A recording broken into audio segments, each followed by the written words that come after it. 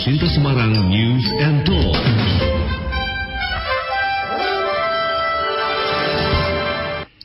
Halo, selamat sore dan apa kabar netizen Elsinta dimanapun Anda berada. Saat ini kembali program kita ya, dialog interaktif hari ini tidak hanya berbincang seputar hal-hal yang pemerintahan ya, kalau kemarin kita ya undang Wagub, undang siapa lagi kemarin, Dirlantas ya, tapi kita agak santai, kita mau bicara diri kita sendiri hari ini ya. Kita akan bicara tentang radio, bagaimana kemudian radio di era digital ini seperti apa tantangannya. Dan sudah ada bersama kami ada dua orang. Ini yang satu barangkali sosoknya adalah sosok yang lebih ke regulasi ya, begitu ya. Sudah cukup dikenal di kalangan kepenyiaran karena sejak saya di pertama kali di radio, beliau sudah nongol wajahnya di keradioan. Dan satu lagi praktisi langsung seorang radio. Kita sapa dulu. Yang pertama adalah Wakil Ketua KPI Pusat 2019-2022, ada Pak Mulyo Hadi Purnomo. Halo Pak Mul.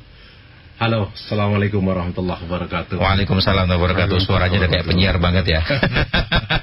Terus satu lagi juga sudah hadir juga bersama kami Ketua DPD Persiari Jateng, Mas Willy Irwansyah. Mas Willy, halo. Selamat sore, Assalamualaikum warahmatullahi wabarakatuh. Waalaikumsalam warahmatullahi wabarakatuh. Ini panggilannya Big Willy ya. Big Willy. Karena emang big ya. Karena big semua, tinggi, besar gitu. Bukan tinggi besar, tinggi lebar. Baik, kita mulai ngobrolnya ini. Ini eranya sekarang sudah katanya era disrupsi. Sekarang media sudah banyak berubah. Kalau kemarin kita ketahui sebelum ya mungkin 5 tahun terakhir lah, 5 tahun kita dengar banyak kemudian media-media massa yang kemudian mulai gulung tikar. Kemudian setelah itu terus mulai beralih ke era baru ya, era digital.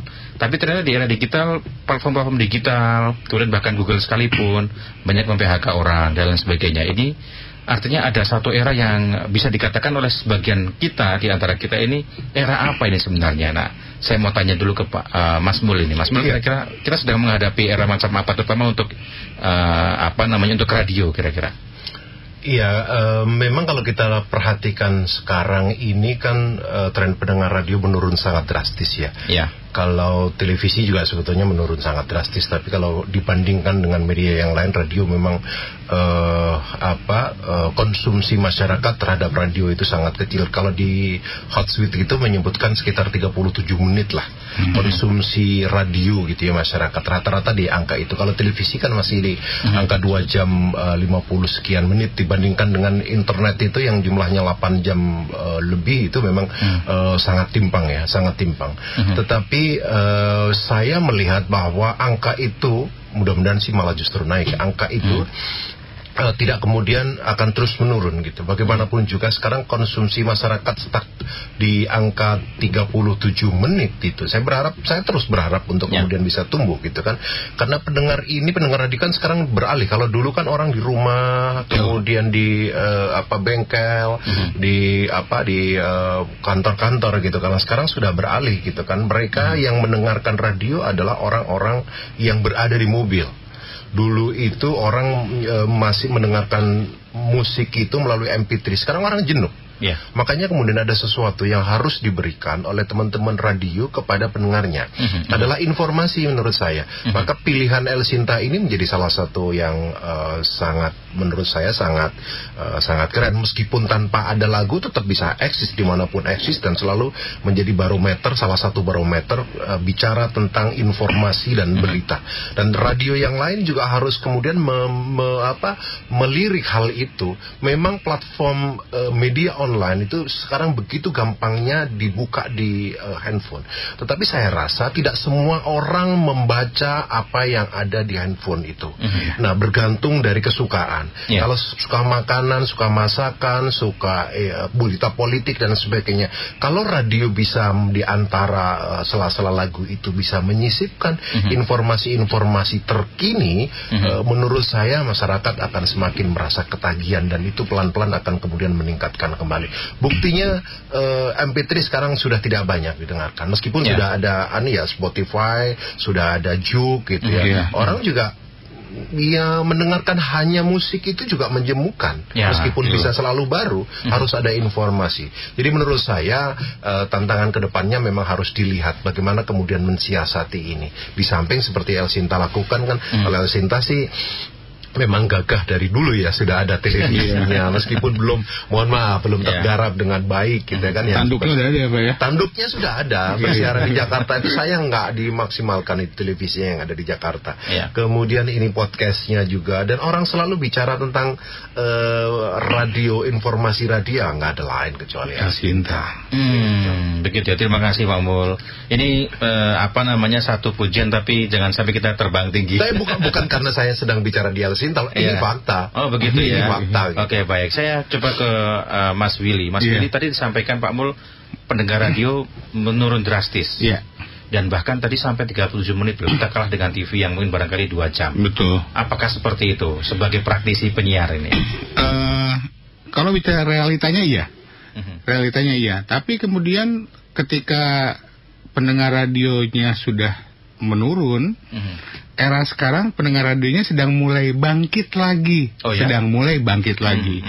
Data yang saya punya itu di usia sebentar, saya sambil buka data dulu nih Pak. Ini usia muda atau usia tua ini? Ini saya mengecek di usia muda. Usia muda itu antara 12 sampai dengan 17 tahun adalah generasi yang nggak mau dengerin radio. Tapi mereka sudah mulai ada mendengarkan radio, dan jumlahnya ya walaupun tidak terlalu signifikan ya, tapi paling nggak ada perubahan di polanya mereka gitu loh. Mereka mulai mendengarkan radio itu di 1,37%. Masih 1% ya? Kenaikannya masih 1% dari yang sebelumnya. Tapi itu buat saya sebagai seorang praktisi radio, wah alhamdulillah nih pendengar radio udah boleh naik lagi dikit demi sedikit gitu kan. Dan saya mencari akhirnya kenapa nih ini bisa naik, kenapa gitu loh. Kenapa kira-kira? Karena jawabannya hampir sama dengan jamaah Pak Mul tadi. Orang mendengarkan musik di Spotify juga sudah mulai bosan. Orang mendengarkan musik di YouTube, dia harus nonton. Which is itu harus tidur-tiduran. Ya, harus dalam keadaan tidak produktif untuk mendengarkan musik di YouTube. Walaupun sekarang sudah ada YouTube musik, tapi tetap larinya akan seperti itu. Nah, ini ada satu fenomena yang kembali ke zaman dahulu kala. Ketika era-era tahun 80-an, 90-an, ketika semua pendengar radio itu sangat mencintai penyiar radionya. Jadi pilihannya cuma 2. Apakah saya jadi penyiar radio atau saya jadi pacarnya penyiar radio? Ya kan? Era-era zaman dahulu kan seperti itu. Nah, favorit banget tuh. Iya, itu favorit sekali. Makanya saya bikin survei, yang surveinya itu isinya adalah salah satu yang dinikmati oleh pendengar radio itu salah satu yang dinikmati adalah suara penyiar radionya. Suara penyiar radionya itu sangat dinikmati sangat dicari oleh pendengar radio hari ini gitu. Suara-suara kayak Pak Mul gitu ya. Suara-suara kayak Pak Mul. Saya kan bukan penyiar. Jadi selain berita dan informasi, suara penyiar radio itu memang ternyata dicari sekarang. Jadi mereka sangat mendambakan setelah lagu ada penyiarnya ngomong. Setelah penyiarnya ngomong, penyiarnya itu bisa membuai mereka. Nah, itu yang lagi mereka cari sekarang. Gitu. Di samping itu juga seperti yang tadi Pak Mul bilang, bahwa berita itu adalah item yang memang dicari oleh mereka. Pendengar radio yang ada di survei saya ini 59,35%, mereka suka mendengarkan berita. Gitu. Ya. Ini satu survei yang menarik ya. Tapi angka saya menarik meskipun 1,3, tetapi itu dilakukan oleh anak-anak muda yang mungkin dulu nggak begitu suka mendengarkan radio. Oleh anak muda, kecenderungan anak muda itu suka menyampaikan segala sesuatu, suka ngumpul ya. Ngapain? Lagi dengerin radio. Mereka bisa menyampaikan jauh lebih cepat. Saya optimis itu dengan apa yang disampaikan 1,37%. Nggak apa-apa, nggak itu. Tapi ini dilakukan oleh anak muda yang sangat mereka bergaul, mudah mempengaruhi teman yang lain gitu. Mudah-mudahan tahun depan sudah bisa menjadi di angka menjelang 10%. Betul kan? Kira-kira apa yang harus dilakukan Pak Mul agar kemudian presentasi yang disampaikan oleh Mas Willy ini bisa meningkat? Oleh insan radio ini apa yang harus dilakukan? Iya, seperti yang tadi saya sampaikan, memang sekarang ini kan bicara soal segmentasi, format yang jelas, Mas. Saya mengamati media secara umum ya. Hari ini teman-teman televisi itu juga merasa begitu berat dalam persaingan dengan media digital gitu ya. Tetapi ada satu fenomena yang kami amati, bahwa televisi anak sekarang trennya naik luar biasa. Betul. Jadi angka pendapatan iklan, kalau kami kan kami selalu mengukur berapa iklan yang tayang di semua stasiun televisi. Ini dulu yang namanya televisi, saya boleh sebut TV-nya? Enggak apa-apa sih. Enggak apa-apa ya. Misalnya bukan kompetitor soalnya. Ya. Misalnya RTV gitu ya. RTV dulu kan pernah banget. Sekarang hari-hari ini jumlah iklan yang ditayangkan, kami tidak menghitung berapa rupiah, itu sudah menjelang 20%, jadi batas maksimalnya. Kemudian sekarang RTV pun merasa agak kegerahan karena kehadiran Mentari TV yang segmentasinya hampir sama. Itu juga luar biasa dan semua mengakui.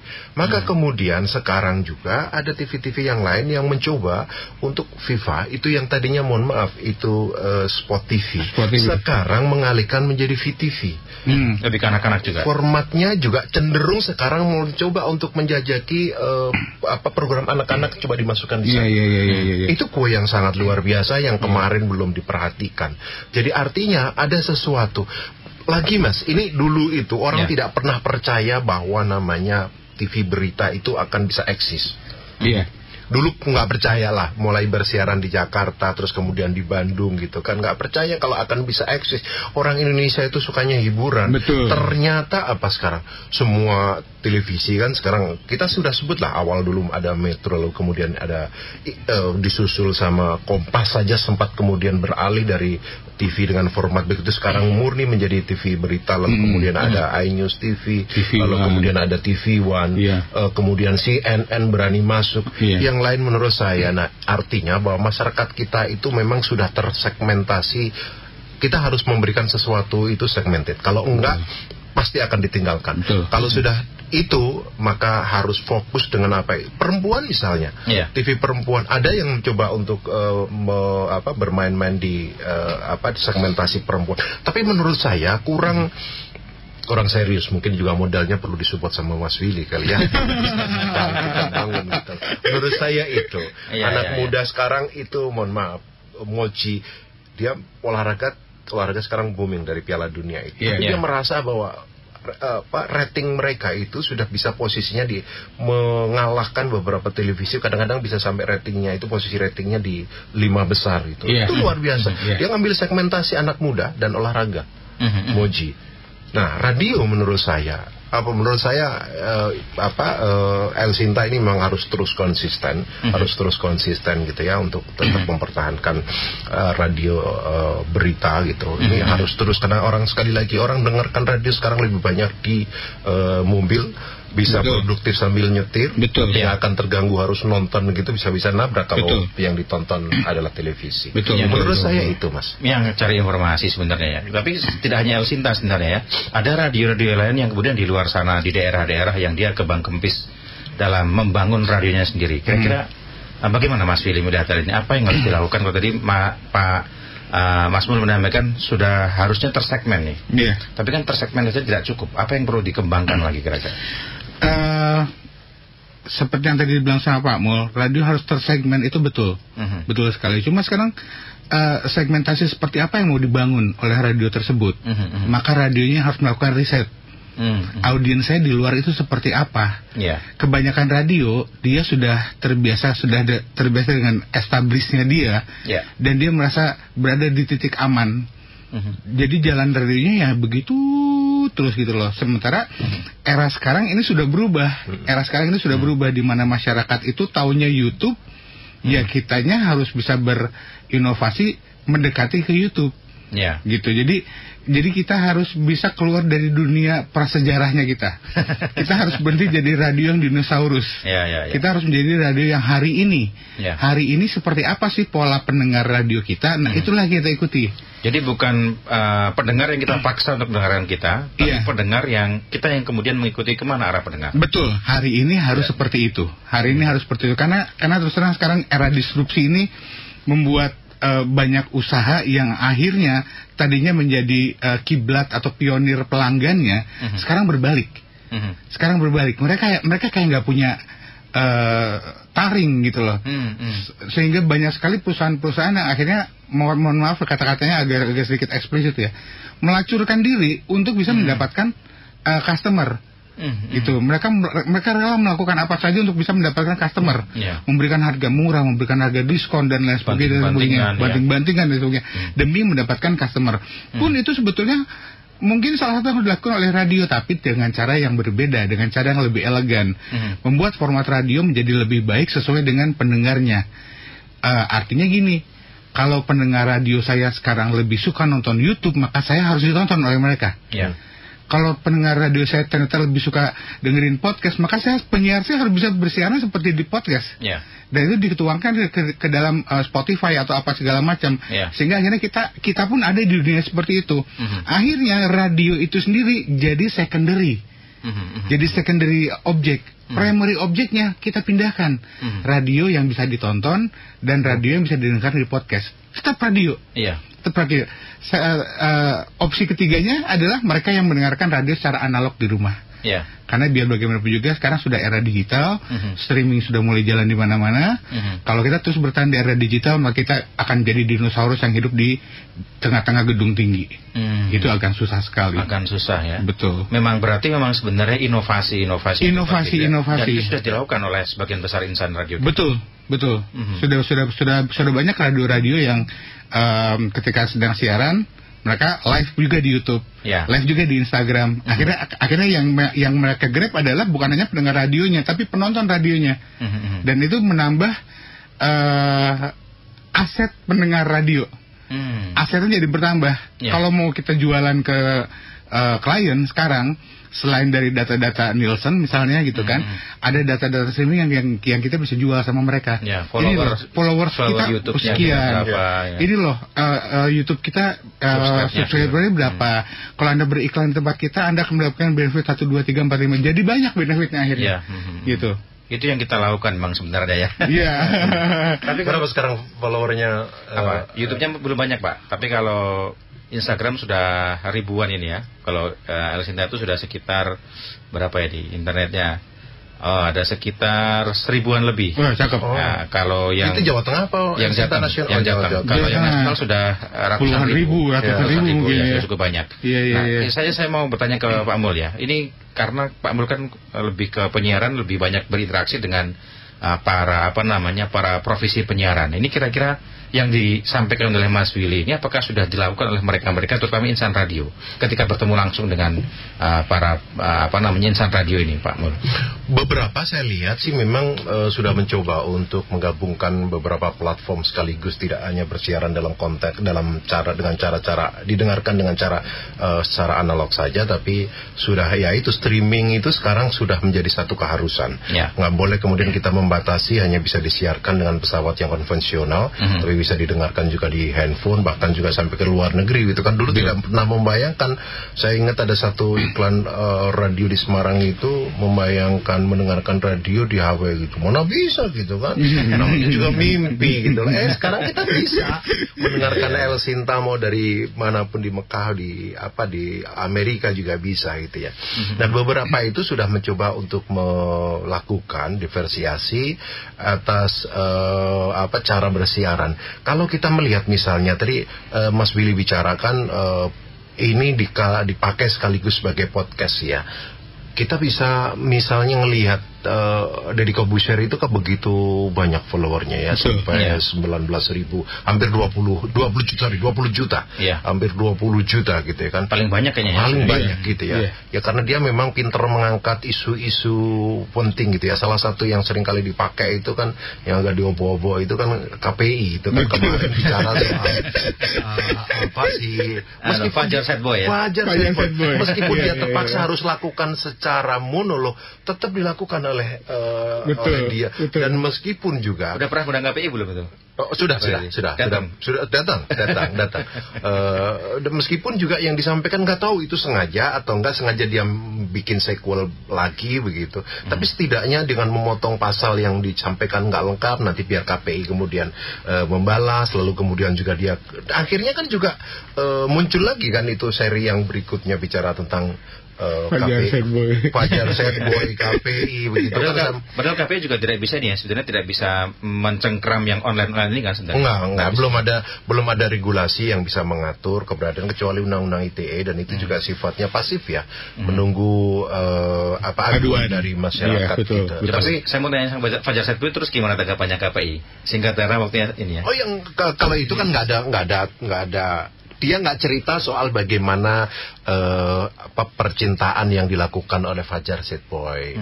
Mohon maaf gitu ya, misalnya diceritakan ada adegan ciuman dan sebagainya, nggak ada cerita soal itu. Dia hanya cinta monyet lah, diputus pacarnya, lalu kemudian bertepuk sebelah tangan sebenarnya. Iya, bertepuk sebelah tangan, dan pasal yang disebut Deddy Corbuzier itu kan nggak lengkap. Jadi tidak boleh kalau dipakai. Misalnya El Sinta pun ngundang narasumber anak di bawah usia 18 tahun dalam konteks misalnya perceraian, perselingkuhan, lalu kemudian bencana alam. Itu yang tidak boleh. Kalau pengalaman dia soal hal yang itu dan tidak terlalu dalam, masih dimungkinkan lah. Memang kalau kita bicara kemarin kan penekanan dari KPI, manfaatnya apa sih? Nggak penting. Kami sempat panggil 2 stasiun televisi yang begitu banyak mengeksplorasi Fajar Sad Boy. Seolah mengukuhkan bahwa kalian ganti-ganti pacar di usia yang segitu itu. Boleh. Apa itu yang nilai buruknya di situ yang kami ingatkan ke mereka. Oke, siap. Di 5 menit terakhir. Barangkali Bang Willy dan juga nanti ke Mas Mul. Bang Willy, kira-kira apa yang mau disampaikan kepada pendengar kira-kira di tengah era diskursi ini, peran radio harus sejauh mana kira-kira? Oke. Di era disrupsi ini percayalah kepada saya bahwa ada informasi-informasi yang teman-teman pendengar radio semua bisa dapatkan tanpa teman-teman harus membuka internet atau apapun. Akan ada sesuatu yang berbeda di setiap kali penyiar radio itu bersiaran. Di setiap kali mereka bercerita, walaupun konteksnya sama, membahas Fajar Sad Boy, tapi percayalah semua penyiar radio itu punya angle yang berbeda-beda. Ada 100 penyiar radio di dunia ini, ada 100 angle yang berbeda. Dan itu adalah memberikan satu insight baru buat kita sebagai pendengar radio. Jadi percayalah sama saya bahwa radio itu memang tidak akan pernah ada matinya. Oke, siap. Terima kasih Mas Willy. Kalau Pak Mul apa nih Pak Mul? Mas, iya, menurut saya tadi kan bicara soal bagaimana menyisipkan di antara lagu-lagu itu ya. Kalau di berita itu ada konten agregator, ada bentuknya itu bisa berita, bisa. Menurut saya itu pengembangan yang harus dilakukan adalah radio harus dalam versi audio bisa menjadi konten agregator untuk informasi-informasi. Saya rasa teman-teman berita online juga akan senang kalau kemudian disebut sumbernya dari, mohon maaf, elsinta.com atau itu akan senang mereka. Artinya bahwa ada timbal balik tanpa harus kemudian merugikan. Ya memang tidak perlu lengkap, tapi informasi itu sudah disarikan dan ini memang bagian dari kerja gitu ya. Jadi konten agregator sebagai informasi, karena bisa sambil nyetir mendengarkan informasi. Kalau memang butuh, kalau saya mau butuh baca lengkap, ya saya akan masuk. Pegang handphone saya, harus menghentikan mobil saya mau dengarkan. Dan satu hal lagi, mohon maaf, kemarin sempat jalan-jalan ke Swiss. Di Swiss itu bagaimana ketika kemudian ini memang sengaja tidak akan pernah mati, karena cara yang paling efektif untuk menyampaikan informasi tentang kebencanaan bahkan gempa bumi itu melalui radio. Dan yang dipertahankan adalah FM. Kenapa di sana sudah ada digital nggak segera beralih ke sana? Karena itu cara yang paling efektif, menggunakan frekuensi FM. Ya, betul. Oke, siap. Sebenarnya masih panjang tapi waktu terbatas. Terima kasih Pak Mul, juga Bang Willy. Terima kasih. Mampir ke El Sinta ya. Kapan-kapan mampir lagi ya. Boleh. Siap. Kalau El Sinta kan nggak perlu mampir by phone juga sering. Baik. Terima kasih. Kepleset nyampe. Kan Mas Willy, kalau saya kan harus nyasar dulu tadi kan. Oke, sukses buat El Sinta. Terima kasih Bang Mul, Bang Willy. Demikian pendengar dan juga netizen El Sinta, wawancara kami bersama dengan Wakil Ketua KPI Pusat, Mas Mulyo HP ya, dan juga Ketua DPD Perseri Jateng, Mas Willy Irwansyah. Sampai ketemu lagi, sampai jumpa. El Sinta Semarang News and Talk.